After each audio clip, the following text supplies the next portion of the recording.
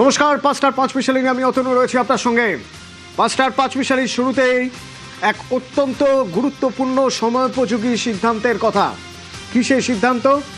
না, স্কুলের ব্যাগ আর ভারী করা যাবে না। যা ওজন পড়ুয়ার, তার 10% বেশি ওজন যেন ব্যাগে না থাকে। স্কুলের ব্যাগ ভারী করা যাবে না, এই সিদ্ধান্ত রাজ্যের। এই সিদ্ধান্ত আসলে কেন্দ্রের স্কুল ব্যাগ পলিসি 2020 থেকে মেনে, সেই গাইডলাইন মেনেই এই নির্দেশিকা। কোনোভাবেই যেন পড়ুয়ার যা ওজন তার থেকে 10% বেশি ওজন স্কুল ব্যাগের না হয়। প্রাইমারির ক্ষেত্রে পরামর্শ দেওয়া হচ্ছে স্কুল ব্যাগ ছাড়াই যেন স্কুলে যায়। সেক্ষেত্রে স্কুল ব্যাগ তার ওজন কত তা মাপার জন্য যেন মেশিন থাকে, এবং শুধু তাই নয়, খাবার জল, পরিশ্রুত পানীয় জল যেন স্কুলে থাকে। বলা হচ্ছে যে এই স্কুলের ব্যাগের উপর গুরুত্বপূর্ণভাবে জোর দেওয়া হচ্ছে, নির্ভর করা হচ্ছে স্কুল ব্যাগের উপরে একটাই কারণে, তার কারণ স্কুল ব্যাগ যদি ভারী হয় পড়ুয়াদের শারীরিক কষ্ট হবে, মানসিক কষ্ট হবে, সেখান থেকে তাদের মুক্তি দিতে হবে। শুধু তাই নয়, হোমওয়ার্ক কতটা দেওয়া হবে, কোন ক্লাসে, সেটাও বেঁধে দেওয়া হচ্ছে। এ নিয়েই আমরা কথা বলেছিলাম, আমার সহকর্মী রুমেলার সঙ্গে কথা বলেছিলেন অপর সহকর্মী সোমরাজ, এবং আমরা শিশুরোগ বিশেষজ্ঞের সঙ্গে কথা বলেছিলাম অগ্নিমিত্রা গিরি সরকার। তিনি আমাদের কি জানিয়েছিলেন শুনুন। স্কুলের ওই ভারী ব্যাগটা বইতে পারা, বই ভর্তি ওই ব্যাগ বইতে পারা অতটা কি সহজ? আসলে এর মধ্যে অনেকগুলো সমস্যাও কিন্তু জুড়ে যায়। তাই স্কুল ব্যাগ আর ভারী নয়, স্কুল ব্যাগের অতিরিক্ত ওজন কমাতে এবার নির্দেশিকা রাজ্যে। কেন্দ্রের স্কুল ব্যাগ পলিসি 2020 মেনেই নির্দেশিকা, যেখানে নির্দেশিকায় আমরা জানি কেন্দ্রের যে নীতি তা হলো স্কুল ব্যাগের ওজন পড়ুয়ার শরীরের ওজনের 10% বেশি কখনোই নয়। প্রাইমারি পড়ুয়াদের ব্যাগ ছাড়া স্কুল যাওয়ার পরামর্শ। স্কুলে ব্যাগের ওজন মাপার মেশিন রাখার নির্দেশ। স্কুলে খাবার জল এবং মিড ডে মিলের ব্যবস্থায় আরো জোর। ক্লাস 1-2 হোমওয়ার্ক নয়, ক্লাস 3 থেকে 5 সপ্তাহে সর্বোচ্চ 2 ঘন্টা হোমওয়ার্ক। স্কুল ব্যাগের ভারী ওই ভার আর বইতে হবে না, স্কুল ব্যাগ আর ভারী নয়, স্কুল ব্যাগের অতিরিক্ত ওজন কমাতে নির্দেশিকা রাজ্যে। সরাসরি চলে যাই, সোমরাজ বন্দ্যোপাধ্যায় রয়েছেন সঙ্গে। সোমরাজ, সত্যি পড়ুয়াদের অনেক ক্ষেত্রে আমরা দেখেছি অনেকগুলো ঝুঁকির সমস্যা হয় শারীরিকভাবে। প্রথমত তাদের পশ্চার নিয়ে একটা প্রবলেম তৈরি করে এই ভারী স্কুল ব্যাগ, এছাড়া ব্যাক পেন তো রয়েছে। কেন্দ্রের নীতি ছিল, এবার রাজ্য সেটাই ইমপ্লিমেন্ট করতে চলেছে। নির্দেশিকা কি কি? দেখো, কেন্দ্রের স্কুল ব্যাগ 2020 যে পলিসি রয়েছে সেটাই এবার রাজ্য কার্যকর করে দিল। আজকেই কিছুক্ষণ আগে রাজ্যের তরফে সেই নির্দেশিকা কার্যকর করার জন্য প্রত্যেকটি জেলার স্কুল বিদ্যালয় পরিদর্শক এবং প্রত্যেকটি জেলার যারা এডিএম এডুকেশন রয়েছেন তাদেরকেই চিঠি পাঠিয়ে জানিয়ে দেওয়া হলো। কেন্দ্রের তরফে যে নীতি নেওয়া হয়েছিল বাচ্চাদের ব্যাগের বোঝা কমানোর জন্য, শুধু ব্যাগের বোঝা কমানো নয়, মানসিকভাবে স্ট্রেস অর্থাৎ পড়ুয়াদের স্ট্রেস কমানোর জন্য যে নীতি নেওয়া হয়েছিল সেই নীতিটাই এবার কার্যকর করা হলো। এই নীতিতে একাধিক গুরুত্বপূর্ণ নির্দেশের কথা বলা হয়েছে। সেখানে কি বলা হচ্ছে? সেখানে যেটা গুরুত্বপূর্ণ নির্দেশ বলা হচ্ছে সেটা বলা হচ্ছে প্রাইমারির যারা পড়ুয়ারা রয়েছেন তারা কোনো ব্যাগ নিয়ে যাতে স্কুলে না আসেন তার পরামর্শ দেওয়া হয়েছে এই পলিসিতে। এছাড়াও বলা হচ্ছে যে প্রতিটি স্কুলে ব্যাগের যে ওজন যাতে পরীক্ষা করা যায় তার জন্য ওজন মাপক যন্ত্র যাতে প্রত্যেকটি স্কুলে রাখা হয়। এই নির্দেশিকা কিন্তু সরকারি এবং সরকারি নিয়ন্ত্রিত স্কুলগুলোর ক্ষেত্রেই প্রযোজ্য করা হলো আজ, এবং এখন থেকেই এই নির্দেশিকা কার্যকর। আমরা ফোনে কানেক্ট করতে পেরেছি শিশুরোগ বিশেষজ্ঞ ডক্টর অগ্নিমিত্রা গিরির সঙ্গে। ডক্টর গিরি, আপনাকে স্বাগত জানাবো নিউজ 18 বাংলায়। আমি রুমেলা কথা বলছি আপনার সঙ্গে। যে কথা আমি বলছিলাম কিছুক্ষণ আগে, পড়ুয়াদের ভারী স্কুল ব্যাগে আমরা দেখি ব্যাক পেন অহরহ হয়, আর তার সঙ্গে একটা পশ্চার ইস্যু তৈরি হয়। এই ক্ষেত্রে এই নির্দেশিকা কতটা যুক্তিযুক্ত, কতটা ভালো হবে আগামীতে তাদের? এটা ভীষণভাবে যুক্তিযুক্ত এবং এটাকে ভীষণভাবে আহ্বান জানাই শিশুরোগ বিশেষজ্ঞ হিসেবে তার কারণ হচ্ছে ন্যাশনাল ইনস্টিটিউট অফ হেলথ যে গভর্নমেন্ট আছে বডি, তাদের নির্দেশিকা অনুযায়ী কিন্তু শিশুর শরীরের 10% বেশি কিন্তু ব্যাগের ওজন হওয়া উচিত নয়, এবং সেটা খুব বেশি হলে আপার লিমিট 15%, কিন্তু 10% হচ্ছে অ্যাকচুয়ালি ব্যাগের ওজন হওয়া উচিত। অর্থাৎ একটা বাচ্চার যদি ওজন 20 কেজি হয়, তার মানে তার ব্যাগের ওজন 2 কেজি হবে। একটা বাচ্চার যদি 40 কেজি ওজন হয়, তার তাহলে ব্যাগের ওজন 4 কেজি হবে। নয়তো আমরা দেখতে পাচ্ছি যে তার ভীষণভাবে কষ্ট হচ্ছে, মানে তার পিঠে ব্যথা ছাড়াও তার যে পশ্চারে যে প্রবলেম হচ্ছে, এবং কোথাও কোথাও ক্ষেত্রে হয়তো পার্মানেন্ট ড্যামেজ হয়ে যাচ্ছে। এবার কিছু বাচ্চার আবার যাদের প্রবলেম রয়েছে অলরেডি, যাদের ফিজিক্যালি একটুখানি সমস্যা রয়েছে, তাদের কাছে তো এটা ভীষণ কঠিন ব্যাপার হয়ে দাঁড়াচ্ছে যে এইরকম একটা ব্যাগ বয়ে নিয়ে যাওয়া। তো এইটা যে রাজ্য সরকার ইমপ্লিমেন্ট করতে চলেছেন, এটা মারাত্মক একটা ভালো ডিসিশন, শিশুদের জন্য খুব দারুণ একটা সুখবর। তারা পড়াশোনা করবে, তার সঙ্গে তারা খেলাধুলো করবে, শরীর চর্চা দুটোই পাশাপাশি থাকলে তবেই তো একটা শিশুর স্বাভাবিকভাবে তার গ্রোথ অ্যান্ড ডেভেলপমেন্ট হবে। তো সেইটা ভীষণভাবে আহ্বান জানাই। তো এটা যেহেতু একদম গাইডলাইন অনুযায়ী হচ্ছে, এটা প্রত্যেকে আমাদের সকলকে মেনে চলা উচিত, এবং আমাদের সকলকে এইটাকে এনকারেজ করা উচিত, আহ্বান জানানো উচিত। দেখুন, এই বইয়ের বোঝা বইতে সত্যিই অনেক ক্ষেত্রে কষ্ট হয়, তাই জন্য স্কুল ব্যাগের ক্ষেত্রে এই পলিসি রয়েছে কেন্দ্রের, যা রাজ্য ইমপ্লিমেন্ট হচ্ছে। অত্যন্ত গুরুত্বপূর্ণ একটি সিদ্ধান্ত। এবং হোমওয়ার্কের ক্ষেত্রে ক্লাস 1-2-তে হোমওয়ার্ক নয়, ক্লাস 3 থেকে 5 সপ্তাহে সর্বোচ্চ 2 ঘন্টা হোমওয়ার্ক। ক্লাস 6 থেকে 12 এর জন্য মোটা খাতা নয়, চাকাওয়ালা স্কুল ব্যাগ ব্যবহার না করার পরামর্শ। হোমওয়ার্কের ক্ষেত্রে খুবই গুরুত্বপূর্ণ যে ডিসিশন, ক্লাস 1 থেকে 2-তে কোনো হোমওয়ার্ক নয়, ক্লাস 3 থেকে 5 সপ্তাহে সর্বোচ্চ 2 ঘন্টা হোমওয়ার্ক। এই শিক্ষা ক্ষেত্রে আরো কিছু গুরুত্বপূর্ণ সিদ্ধান্ত কি? কেন্দ্রের বিদ্যাঞ্জলি এবার রাজ্যে। সরকারি স্কুলে চালু হচ্ছে কেন্দ্রের বিদ্যাঞ্জলি প্রোগ্রাম। বিদ্যাঞ্জলি চালুর সিদ্ধান্ত স্কুল শিক্ষা দপ্তরের। সরকারি সাহায্যপ্রাপ্ত স্কুলে কেন্দ্রের এই প্রকল্প। আবারও চলে যাই সোমরাজের কাছে। সোমরাজ, এই বিদ্যাঞ্জলি কিভাবে ইমপ্লিমেন্টেড হচ্ছে? দেখো, এই বিদ্যাঞ্জলি প্রোগ্রাম যা কেন্দ্রীয় সরকারের কর্মসূচি, তা কার্যকরী হচ্ছে রাজ্যে, এবং এই বিদ্যাঞ্জলি প্রোগ্রামের অধীনে যে যে গাইডলাইনগুলি রয়েছে সেখানে স্পষ্টভাবেই জানিয়ে দেওয়া হচ্ছে যে স্কুলের উন্নয়নে বেসরকারি প্রতিষ্ঠান, স্বেচ্ছাসেবক বা স্বেচ্ছাসেবী সংস্থা তারা সরাসরি অংশগ্রহণ করতে পারবেন। শুধু তাই না, এটাও বলে দেওয়া হচ্ছে যে বিভিন্ন রকমের শিক্ষার মান উন্নয়ন বা বিভিন্ন প্রশিক্ষণ কর্মসূচি বা কেরিয়ার গাইডেন্সের ক্ষেত্রেও এই প্রতিষ্ঠানগুলি অংশগ্রহণ করতে পারবেন।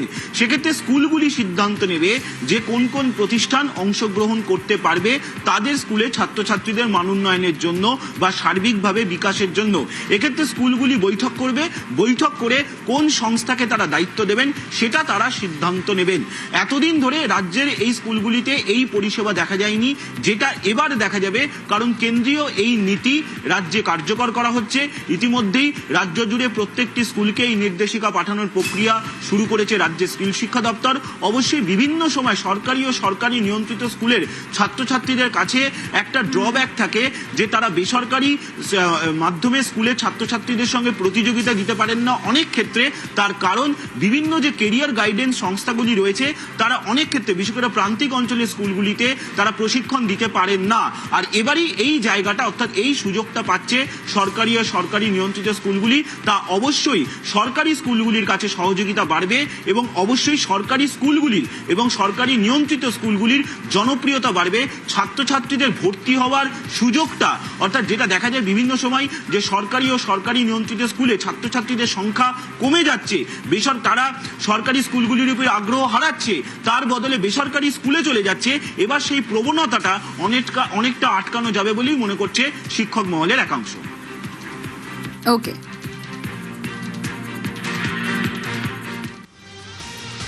কলকাতার মতো বিধাননগরের ক্ষেত্রেও একটা বড় সমস্যা হলো, এই দেখুন রাস্তাটা কতটা কমে গেছে দেখেছেন? এই জায়গাটা ভালো করে যদি খেয়াল করি তো দেখবেন এদিকে গাড়ি, এপাশে গাড়ি, মাঝখান থেকে অর্থাৎ রাস্তা অর্ধেক হয়ে গেছে।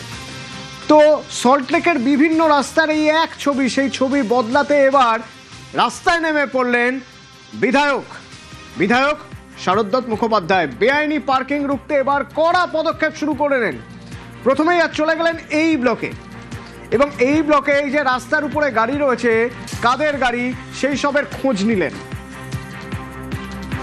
এই গাড়িগুলো সব আপনার, ওগুলো কি আপনাদের গাড়ি? কিছু আমাদের আছে না। আপনি শোরুমের বাইরে গাড়ি রাখতে পারবেন না। কেন বলছেন? একটা না, আমরা জানি না। এই গাড়িগুলো সব আপনার, ওগুলো কি আপনাদের গাড়ি? কিছু আমাদের আছে না। না, একদম সব পুরো একদম। আমি কিন্তু কোনটা এবং এই বেআইনি পার্কিং এর দাদাগিরি রুখতে তিনি ফোনেও কথা বললেন, রীতিমতো হুঁশিয়ারি দিলেন, রাস্তা খালি না হলে আইনি ব্যবস্থা নেওয়া হবে। এলেই আমার ফোন করবেন আপনি। আচ্ছা, প্রথম কথা নমস্কার। আপনার এখানে প্রচুর কমপ্লেন আপনার এই দোকান নিয়ে। এক হচ্ছে এসে দেখছি ঠিক কথা, পুরো ফুটপাথ আপনি দখল করে আপনার কনস্ট্রাকশন করে ফেলেছেন। এই তো ফুটপাথ দেখতে পাচ্ছি, দাঁড়িয়ে আছি তো।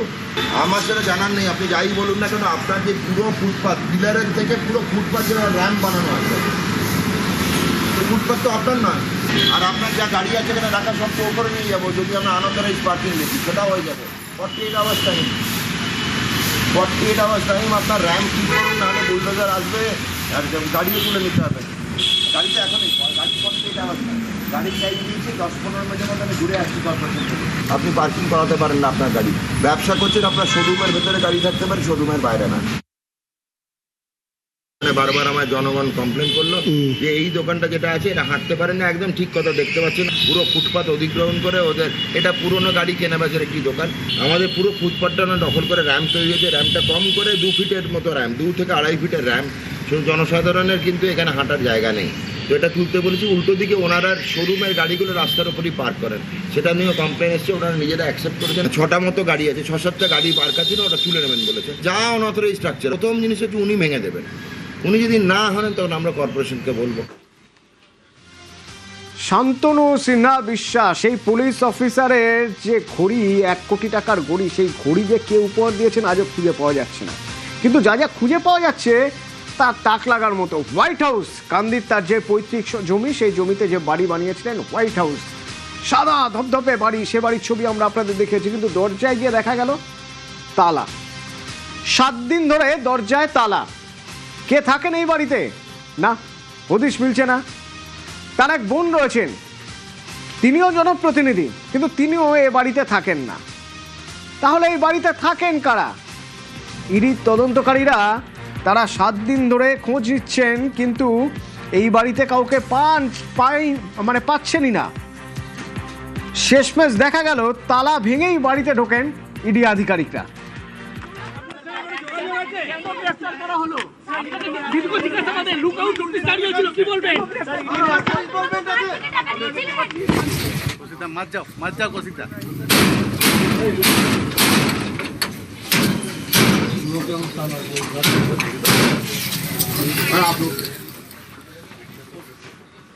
যেখানে সেখানে বেআইনিভাবে টোল নেওয়া যাবে না।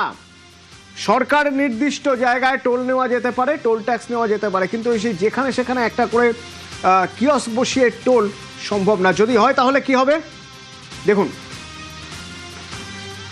কোন নগরের ছবি, এইখানে টোল নেওয়া হতো।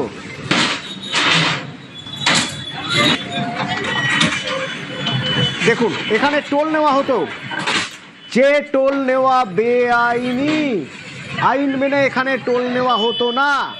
ভেঙে গুড়িয়ে দেওয়া হলো এই জায়গা।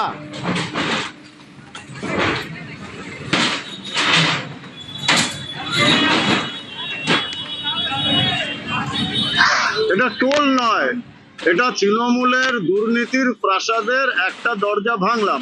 এরকম অনেক দরজা আমি ভাঙবো, এবং আমি প্রতিজ্ঞা করেছিলাম যে উত্তরপাড়ায় তৃণমূলের দুর্নীতিকে কবর দিয়ে ছাড়বো। এই শুরু হলো প্রথম। এটা তৃণমূল এসেছে 2011, তার আগে সিপিএম 3 বছর খেয়েছে 2008 থেকে, আর বিজেপি এসে সেটা ভেঙে গুড়িয়ে দিয়েছে। অ্যাবসলিউট অবৈধভাবে মানুষের কাছ থেকে লক্ষ লক্ষ কোটি কোটি টাকা এই কত বছরে এরা এখান থেকে কাটছে। হরিদেবপুর নতুন পল্লী, এখানে এই দেখুন আস্তে আস্তে আবর্জনা ফেলে ফেলে ফেলে ফেলে মাটি ফেলে পুকুর ভরাট চলছিল। এলাকার বাসিন্দারা তারা এবার অভিযোগ জানালে থানা থেকে পুলিশ আসে। তাদের দাবি জমির চরিত্র বদল করা হচ্ছে, জলা জমি ভরাট করা হচ্ছে।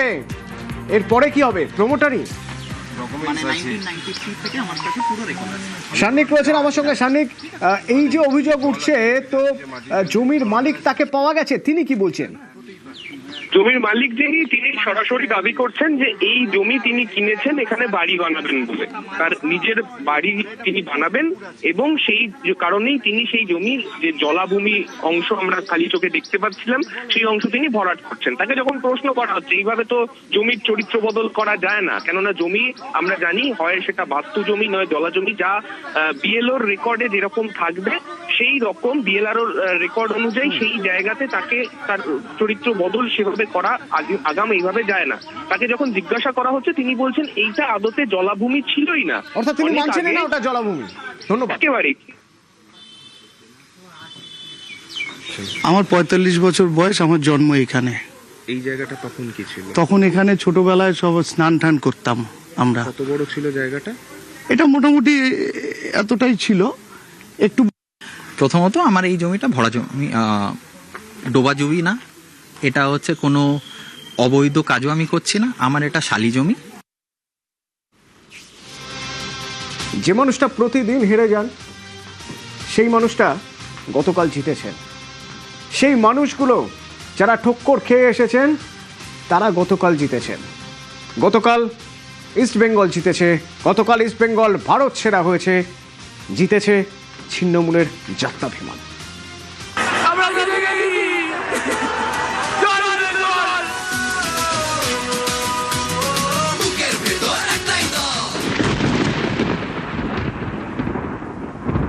সবাই ভেবেছিল কান্না, ওই কান্নার ভিতরে ছিল আগুন, ঘুরে দাঁড়ানোর আগুন, শেষ পর্যন্ত লড়ে যাওয়ার জন্য গনগনে আগুন।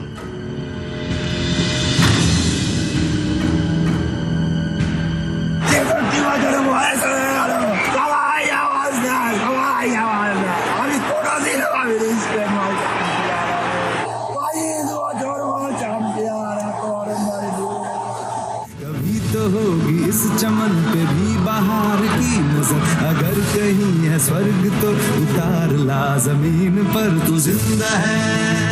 সবাই ভেবেছিলেন এভাবে কি আর বাঁচা যায়, সবকিছু ছেড়ে ছিন্নমূল হয়ে এভাবে কি টেকা যায়? পায়ের তলার ওই মাটি শুধু জানতো মাটি একদিন শক্ত হবে, পায়ের তলার জমি শক্ত করতেই হবে। এ তো কাগজ নয়, রক্ত দিয়ে কেনা জমি।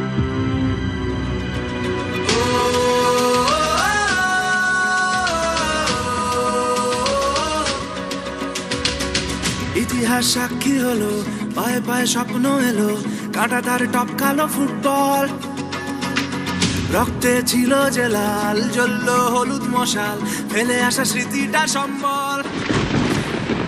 সব গিয়েছে, সব ছাড়তে হয়েছে, জীবন তবু জুড়ে জুড়ে থেকেছে। পেটের আগুন জ্বালিয়েছে, পুড়িয়েছে, তবু মনের আগুন জ্বলতেই থেকেছে। এ এক নাছোড় বান্দা আগুন।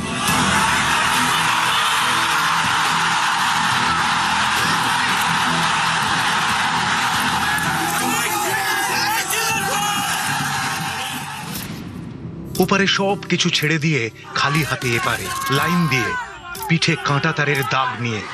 এ দাগ শিখিয়েছে লড়াই, শেষ নিঃশ্বাস পর্যন্ত হার না মানা লড়াই, হাল ফেরানোর লড়াই।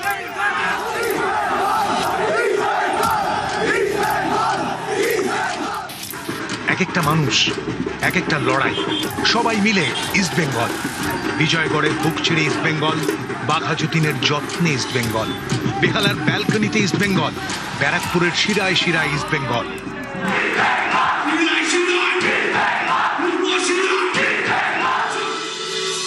ইস্ট বেঙ্গল জিতলে এরা সবাই জেতে। যে লোকটার জীবন মলিন, দিন রাত চিন্তা, ছোট্ট মেয়েটার জন্মদিনে একটা জামা কেনারও ক্ষমতা নেই, প্রতি মুহূর্তে যে লোকটা হারে, ইস্ট বেঙ্গল জিতলে তিনিও জেতেন। তাঁর চোখ ফেটে জল বেরোয়, তাঁর চোখ ফেটে জয় বেরোয়, আগুন বেরোয়। কিছুই জানি না, সবুজের ভাষে লড়াই করেছি, নিয়ে নেব জয়। 100 বছর ধরে মাঠটা বাজছে যে দল, লাল হলুদের ঝড়ের নাম ইস্ট বেঙ্গল। ছিন্নমূল কিন্তু ভয় ডরহীন, কাইটটা ফেলুম বলতে ডরায় না। উদ্বাস্তু, পিঠে কাঁটা তারের দাগ, বুকে স্পর্ধা, এ স্পর্ধা আকাশ ছুতে চায়। সবকিছু হারিয়ে এসে এপারে জীবনের স্বাদ মিলেছিল ওই লাল হলুদ পতাকাটার নিচে। তারপর থেকে হৃদয় জুড়ে একটাই নাম, ইস্ট বেঙ্গল।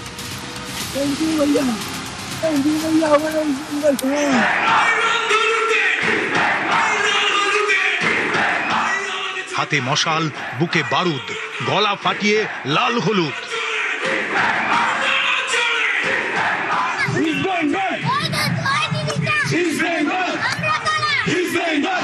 মেরুদণ্ড বেচে একদিনেই অনেক কিছু পাওয়া যায়, আর না বেচলে লড়তে হয়, দাঁতে দাঁত চেপে লড়াই করে জিততে হয়। এতে সময় লাগে, একদিনে হয় না, কিন্তু একদিন ঠিক হয়। মন্ত্র একটাই, জয় ইস্ট বেঙ্গল।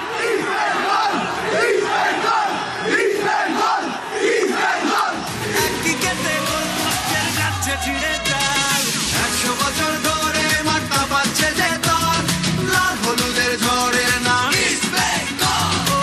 100 বছর ধরে মাঠটা পাচ্ছে যে দল, লাল হলুদের ঝড়ের নাম ইস্ট বেঙ্গল। আর এবার চট করে একবার ইস্ট বেঙ্গল টেন্টের ছবি দেখা যায়, ক্লাব তাবু ছবি।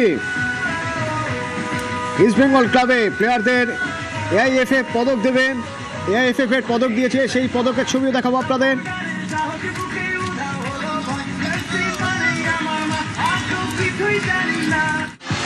লাল হলুদ ঝড়ের পর আজ সেই উচ্ছ্বাস, পতাকা তোলা হলো, ভারত সেরা লাল হলুদ।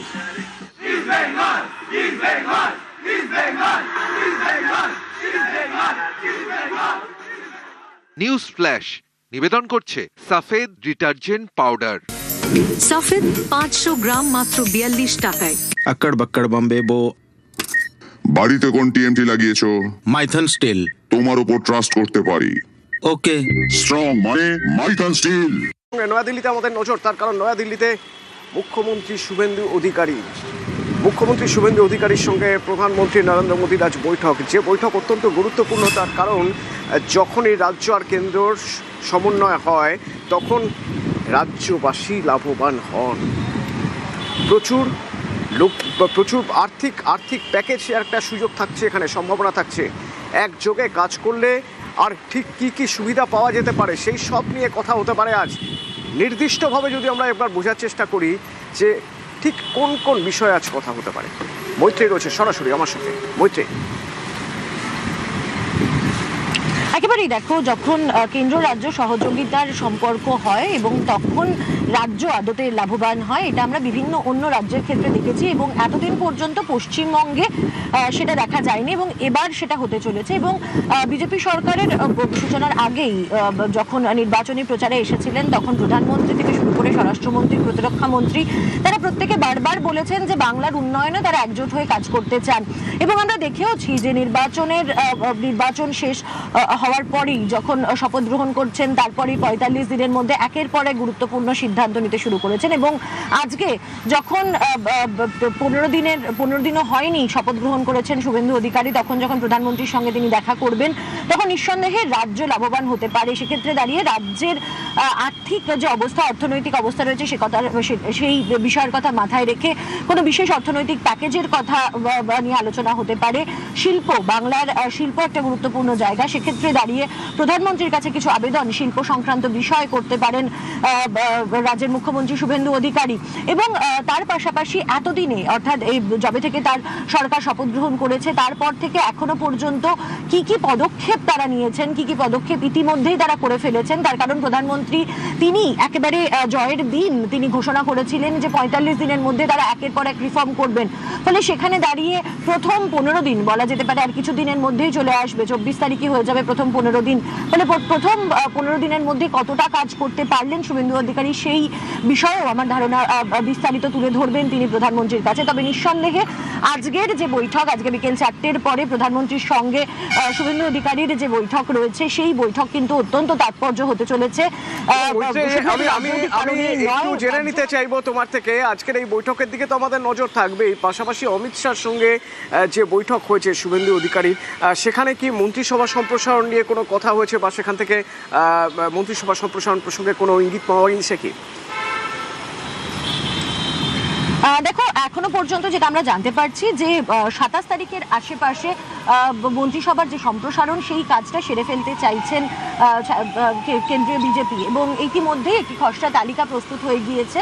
এবং গতকাল শুভেন্দু অধিকারী যখন আসেন, প্রায় 40 মিনিট দুজনের মধ্যে কথা হয়, শুভেন্দু অধিকারী এবং অমিত শাহের মধ্যে।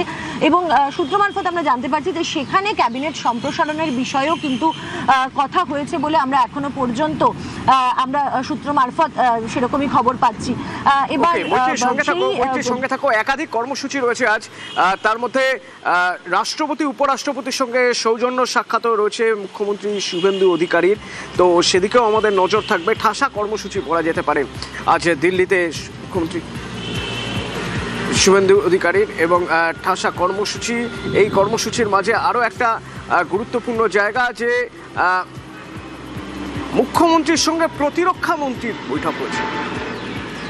প্রতিরক্ষা মন্ত্রীর বৈঠক হয়েছে মুখ্যমন্ত্রীর সঙ্গে, যা অত্যন্ত গুরুত্বপূর্ণ। আমরা জানি আমাদের 2200 কিলোমিটারের বেশি সীমান্ত বাংলাদেশের সঙ্গে, সেই সীমান্ত সুরক্ষার জন্য ইতিমধ্যেই জোর দেওয়া হয়েছে, এবং সেই চিকেন স্নেকের যাতে আরও বেশি সুরক্ষিত করা যায় তার জন্য 120 একর জমি ইতিমধ্যেই কেন্দ্রের হাতে তুলে দিয়েছে রাজ্য। এরকম একটা জায়গা থেকে রাজনাথ সিংয়ের সঙ্গে যখন বৈঠক, সেই বৈঠক থেকে কি বেরিয়ে এলো, কোন কোন বিষয়ে কথা হয়েছে, কি জানতে পারছি আমরা?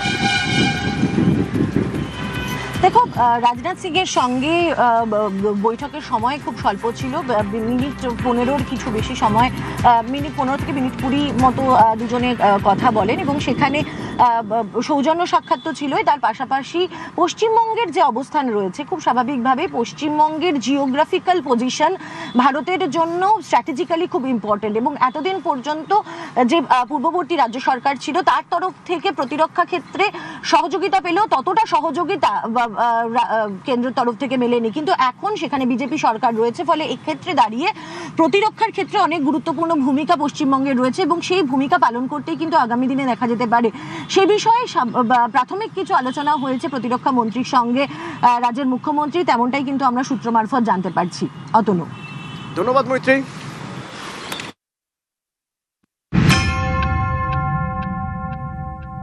আমি শুভেন্দু অধিকারী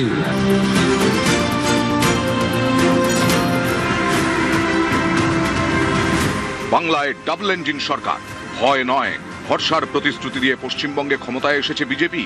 ক্ষমতায় এসেই ডাবল ইঞ্জিন ফর্মুলায় অনুপ্রবেশ মুক্ত বাংলা গড়ার কাজ শুরু করলো বিজেপি।